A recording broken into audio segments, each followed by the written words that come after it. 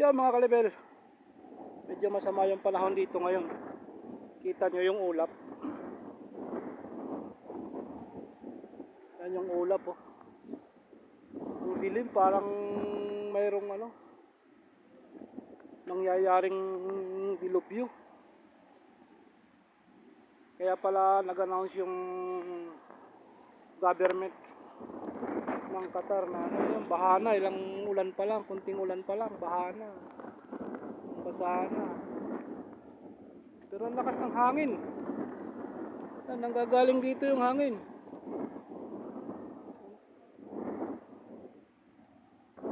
Dito tayo sa Hamama Station.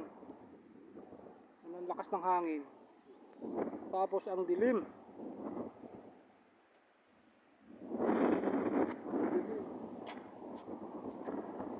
Tubig na dyan, no? Puro na ng tubig. Tingnan nyo yung takbo ng ulap. Mabuti mabilis yung takbo ng ulap. Eh kung mabagal yan, napakalakas na ulan yan. Kaya pala mayroon announcement yung government na mag-ingat ngayon, araw na to, dahil bubuhos nga ng malakas na ulan. Kaya siguro sa ibang area malakas, dito hindi pa mag-aano. Pero ramdam mo yung iba yung klima. Dapat tag-init na ngayon dito pero napakalamig pa rin ang panahon. Malamig yung simoy ng hangin. Tapos na yung Ramadan pero yan, sumisikat naman yung araw. Kaso yung banda doon sa kabila ay masama pati dito. Ayun.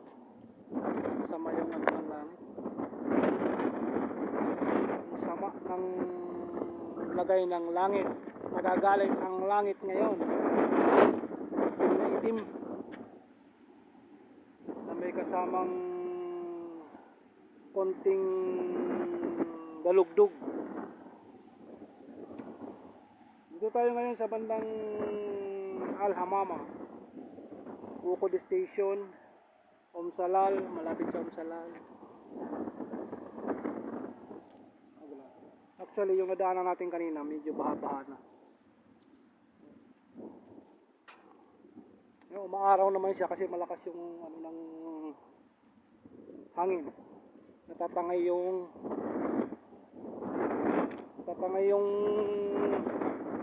ulap na makapal. Ang kapal ng ulap na maitim. Nagmumula doon. Paikot pa ganun dito. Pero bago yan, makikisiyan muna tayo. Makikisiyan muna tayo dito sa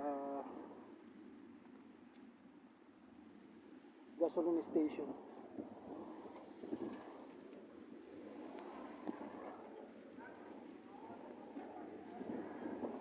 Basa eh. Basa talaga sa ulan. Kunting ulan lang. Basa yung tubig. Basa ang sahig.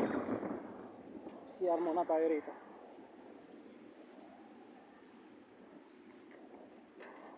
Madulas yung daanan.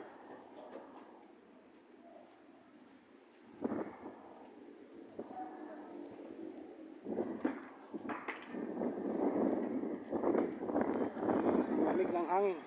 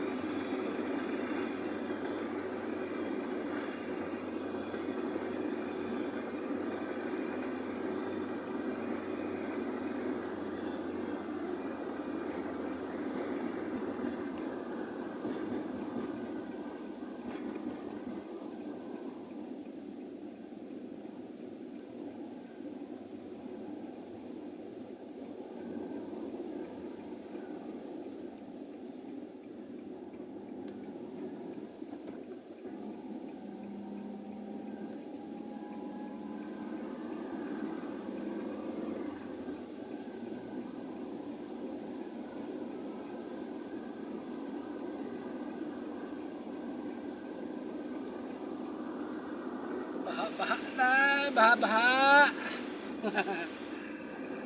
Kunting ulan lang, baha na. Patay tayo dyan.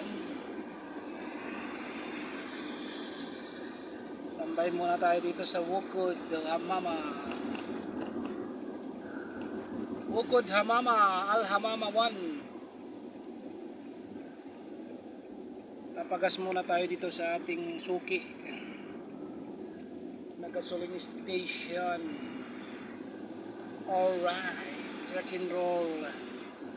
Magas na rin, tatambay na rin.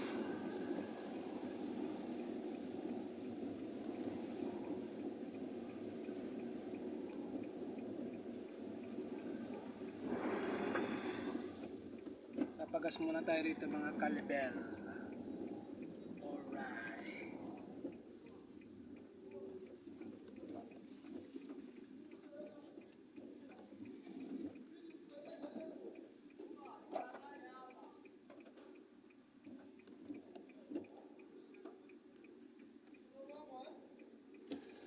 Full Adi, cash. Ha? Full Adi, cash.